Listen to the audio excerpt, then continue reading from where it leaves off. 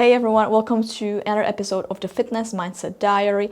We are in 2026, so I just want to say Happy New Year to everyone and thank you so much for listening to my podcast so far. I've had a few people who shared some feedback with me that they like it, so thank you so much for the support. I really appreciate it. If you know anyone who might benefit from this podcast, we're talking about mindset and sustainable habits, please share this podcast with them because that would help me to reach more people and just get this podcast out there. Today's episode will be a little bit different. I want to talk about my training journey, about how did I change from strength training to high rock style training or working towards high rocks event. Few people ask me about how am I going with my high rocks training because I know people know me as a powerlifter, someone who has been doing powerlifting for a very long time,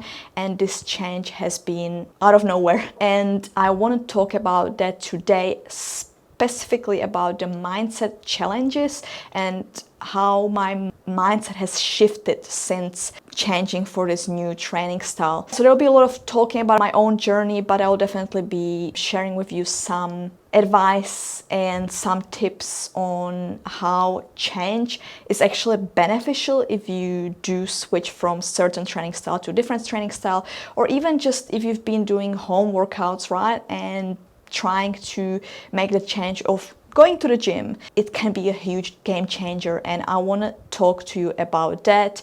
And if there's anyone who's listening to this and been training for a very long time and feel like there's a bit of boredom if they're training, then this is definitely for you, because I've been experiencing this and I want to talk to you about it because it can help you to perhaps make some changes to your training routine as well. So I just want to mainly talk about what the change revealed about me mentally and how you can benefit from it too. I feel like I've been repeating myself, but let's just get into it, and I hope you enjoy this episode because I'm excited to share a little bit more about it. Okay, so let's just get into it. So let's just go back to why did I actually decided to make the change. Many of you know that I've been training for a very long time, and majority of my training journey was actually powerlifting. I started powerlifting halfway through 2017. This is where I also moved to Australia, but I carried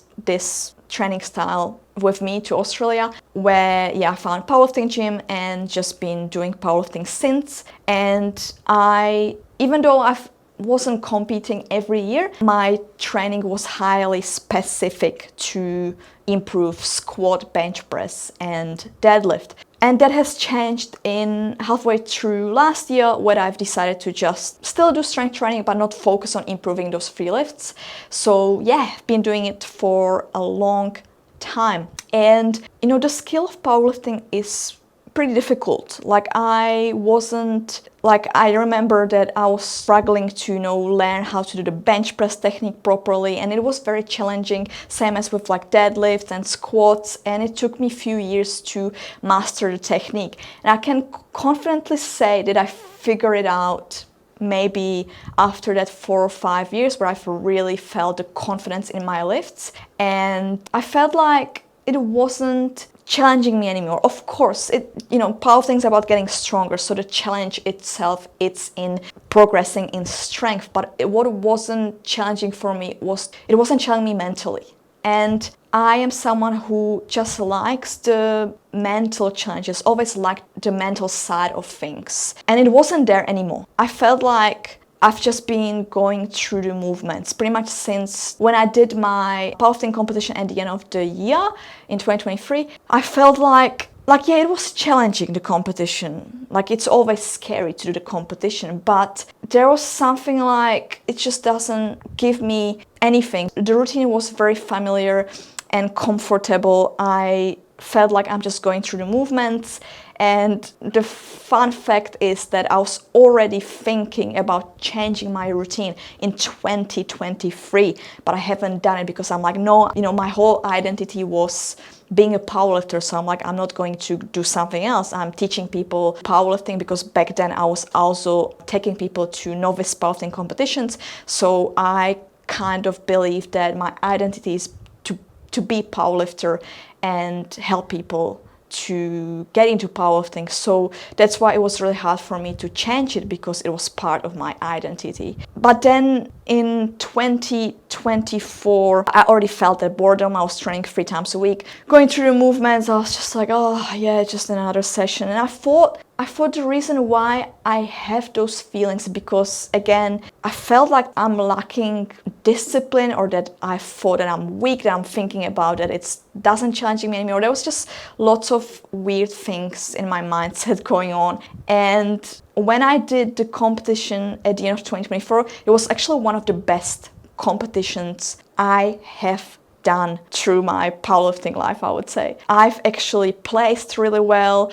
I've done a really great total as well. I was very light in my body weight, so everything was working really well. So I was going like that powerlifting is something which is going to work for me long term, and I might go into some bigger competitions as well. So I did a competition, and it actually qualified me for a very, very big event in 2025. I was like, finally I'm able to get to a competition which is big enough and has even cash prize money.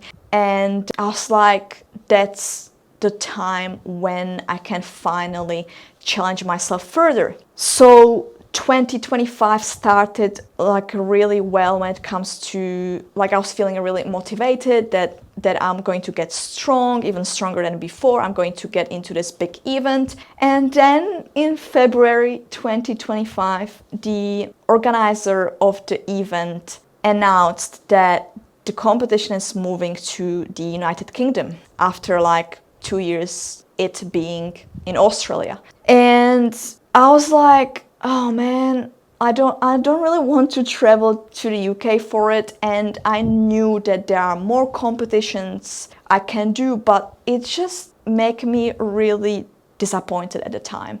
It made me pause, and I'm like, maybe it's just doesn't meant to be. Maybe I need to do something different. Yeah, the routine then just really lost its purpose, and I felt like I don't know if I want to do it anymore. It was just going through the movement. It was even worse than in 2024. And yeah, I just felt like I don't want to do it anymore. Even though I qualified for nationals, which was happening, I think, in Melbourne last year, I still didn't feel like I want to do it. And it was really hard the first 6 months of 2025. Everything kind of felt like stopped and plateaued when it comes to my business, when it comes to my personal life, when it comes to training. So it was difficult. I just didn't know what to do, if I should continue doing this training. I didn't understand why I don't like it. It was just pretty much because it was part of my routine. I talk a lot about it because for me this is just part of my life and I can't stop doing it. So even though if I didn't enjoy it, I still have done it. And then what it caused all of that pressure to change. So then what actually changed that I finally was able to allow myself for the training style change. So in July last year, I actually have been presented to an opportunity to change gyms. Pretty much it happened so fast, but I just walked into this new gym and I asked, hey, you guys looking for a personal trainer? And they said, yes, we are like ready to get a new trainer on board right now. And I'm like, well, for me who needs to like think everything and just go through like all of this process, if like to take this decision, I've actually said, you know what, I'm actually feeling I want to do this. It feels like the right decision. And within like 2 days, I was already signing a contract for this new gym. And this is, for me, this is crazy because I'm not such a spontaneous person. Like, after 5 years working for this one gym, I just made this crazy decision, I'm starting this new gym. And then I started officially in August, and it just triggered that I'm capable of making a change, because I was already able to change the gyms. I felt like, oh my God, like I can actually change training style as well. I felt like I can do it because the environment made change feel possible. And this is when I'm just like asking my friend there, because her sister did Hyrox and she knew about Hyrox a little bit, and I'm like, do you want to do the Hyrox with me next year in Brisbane and just see what happens? I told her, like, I haven't ran for maybe like 10 years, but I'm willing to just try it and see what happens. And even though I will suck at it so much, I just want to try it, because this change of work environment really inspired me that I am capable of a change. And not only that, you know, throughout 2025, I was also listening to a really great podcast about, it's actually called Psychology of Your 20s, where this podcaster, Gemma, talks about that it's very important that in your 20s, you actually do some sort of big change every couple of years. And I think that also inspired me to make that change. And it has impacted my mental health significantly for the better, of course. So we talk about it with my friend, and then we have decided that from the 1st of September, we are going to start prepping for the Hyrox event in Brisbane this year in April. And throughout the August, I've definitely felt like, what the hell am I doing? Because we've tried some of the stations, like we've tried, you know, the sled push, and we've tried the ski erg. I have never done ever in my life ski erg. And it felt like, oh my God, like, how am I supposed to do this? It's really hard. Even the sled push, I've never done it. So it was very new to me, and I've definitely had doubts even just with the practice. But I'm like, you know what, let's just see what happens, and we're just going to go with it. So then we started on the 1st of September, which was Monday. I've changed my training style. I still continued my weight training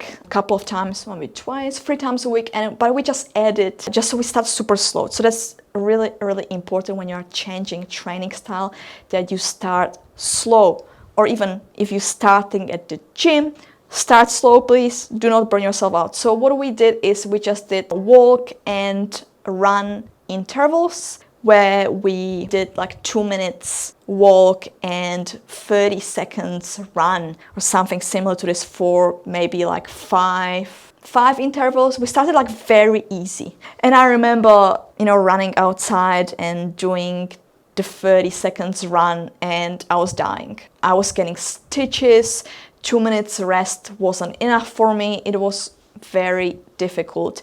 But what it brought to me was the mental challenge. I don't know, I must have forgotten over the past few years, but I really value mental challenges. When I've started doing it for the first month, it completely just changed the way how I think about everything. I wanted to test how capable I am, how resilient I am, and how can I adapt to this new training style. It was just needed. I was just looking for expanding my identity further, rather than, you know, chasing physique goals. That's why I like those performance events or challenges, because it just tests you differently and helps you really create that long-term fitness habit. I've never wanted to win anything.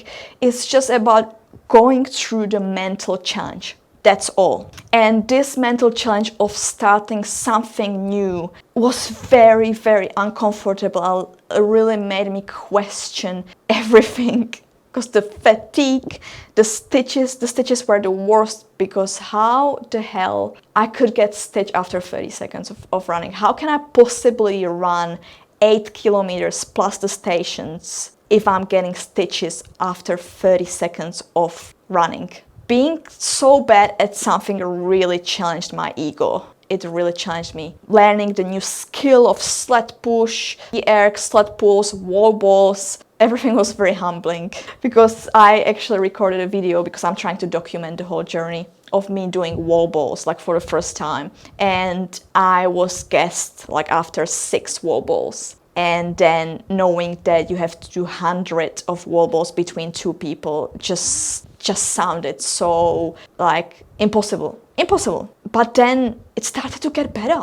It just started to get better, like month by month. Now we are in month 5, and the improvements were significant because I was stacking all of those small wins. I always talk about how important it is to have those small wins instead of just going through like crazy start of, let's say you're doing a challenge and you just go full on 100%, and then after like 6 weeks you just stop because it's just too much. I want to build small wins because I could have go and run 1 kilometer in the first month of training, but I would probably die. So I just wanted to build those small wins. And month by month,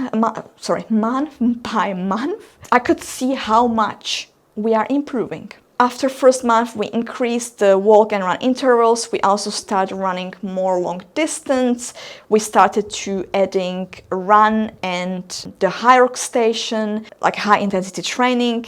Plus, I was also doing my weights, and I have just adjusted and could see how much I'm improving. Yeah, in December, I did 5 kilometer run, guys, without stopping. It was one of the hardest things I have ever done in my life, but knowing that I could run 5 kilometers, it's just insane to me. Because in month 1, I could barely do 30 seconds. And it's funny because I'm writing email newsletters twice a week, and I found this email with a subject, I thought I could run 1 kilometer. I actually expressed my frustrations, like how is that possible? I can't even run 1K. I remember running in my local park close to my house, running 800 meters and dying. Just like I could not do it. And a few months later, I'm running 5 kilometers. It's incredible what our bodies are actually capable of. And not only that, being able to do wall balls with really great technique and do like 10 or 15 back to back without stopping, that's amazing to me as well. Ski arc technique has improved. I was using my arms the whole time. I just could not figure it out, the technique. I'm still struggling with it until now, but it's so much better than it was before. And seeing the progress really motivates me to keep going and keep getting better at this new skill. And that's what helped me to helped me to shift the identity through action, because I was doing hard things differently, which again expanded the identity. I was locked in the same style of training for so long that it wasn't changing me anymore, but this thing, even though if it's going to take time, it just challenges me differently. And I want to leave it there for you that change is just important and good for people. It's just good it just keeps your identity flexible and it helps you prevent stagnation, because we like comfort. We like to just, keep doing the same thing. It feels good. Yeah, it helps me to be consistent, but it doesn't do anything else than just helps me get through the movements. But if you want, sustainable and balanced training and nutrition routine, you need to challenge yourself in some way. Start adding new habits so you can build self-belief and build resilience. Mental growth is often so much more important than physical outcomes. I think people need to realize that working on mental resilience can massively impact your long-term fitness journey if you do it the right way. And that's pretty much it for today's episode. I think it was a pretty quick one, but I hope you've taken something from it, and I'll talk to you very soon.